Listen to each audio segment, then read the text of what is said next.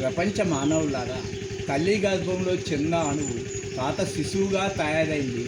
9 నెలలు మలమూత్రాల్లో పెరిగింది ఈ దేహం. మర్చిపోయారు కదా. బయటకు వచ్చారు. మీరు 1,00,00,000 సంపాదించవచ్చు, 1,00,00,000 సంపాదించవచ్చు, 1,00,00,000 సెల్ ఫోన్లు ఉండొచ్చు, $1,00,00,000 ఉండొచ్చు.